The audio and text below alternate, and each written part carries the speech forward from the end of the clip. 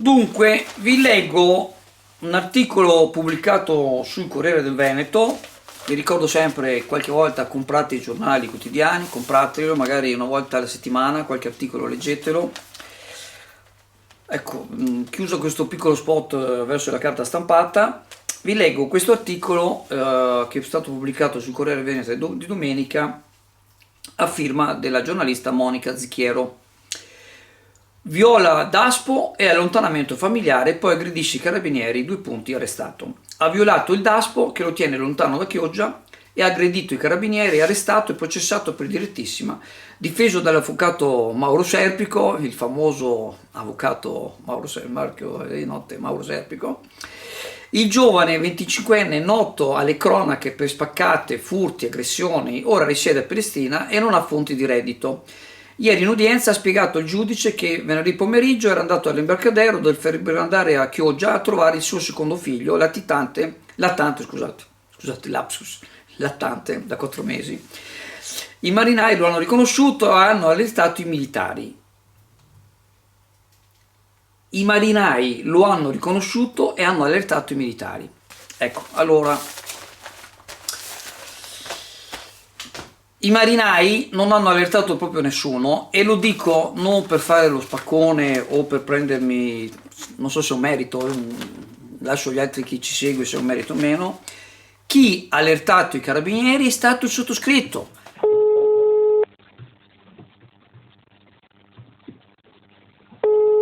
Carabinieri? Sì, buonasera. Chiamo da Chioggia, potrebbe passarmi Chioggia? Certamente. Grazie. Attendere, prego. Please. Carabinieri Chioggia. Buongiorno, sono comparato, salve. Ascolta, ma che tu penso? Ha preso adesso il vaporetto a Pelestrina per arrivare a Chioggia. Ok, adesso proprio? Sì, è partito in questo momento alle 16:30 mi hanno detto, quindi da Pelestrina. Ok, mandiamo subito qualcuno, va bene? Grazie mille, grazie. Chi ha allertato i carabinieri è stato il sottoscritto, che ha avuto l'informazione da alcuni residenti di Pelestrina che hanno visto questo ragazzo imbarcarsi, che tra l'altro lo fa spessissimo, e a Chioggia praticamente un giorno sì e un giorno l'altro, malgrado appunto che ci sia questo Daspo, e ho chiamato i carabinieri e c'è stato tutto l'iter.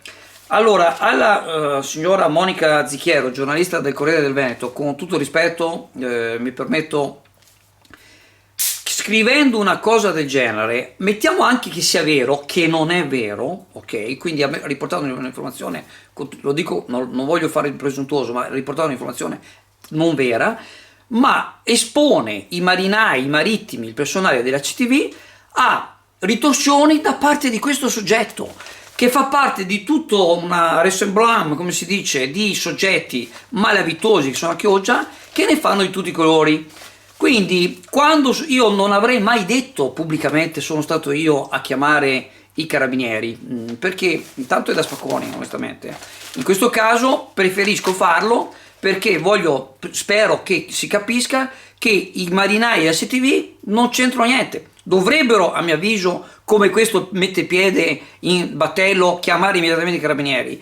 Però li comprendo, perché anche loro avere a che fare con un soggetto del genere ovviamente è di difficile gestione. Ecco, quindi l'invito, approfitto per invitare gli amici di Pelestrina: quando vedete questo che si imbarca, chiamatemi pure, vi metto in sottopressione il mio numero di telefono, se non rispondo subito a volte mandatemi un messaggio, vi garantisco che non dirò mai a nessuno chi mi ha dato le informazioni.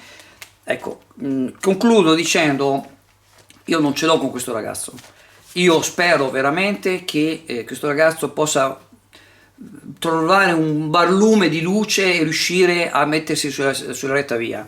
Onestamente ho grandi dubbi, perché oltre al ragazzo c'è tutto un contorno di persone che praticamente ogni volta ritorna, per potersi salvare dovrebbe andare su una comunità fuori Chioggia e ci vorrebbe da parte sua un minimo di buona volontà, cosa che da anni non ha assolutamente. Ecco, quindi questo è tutto.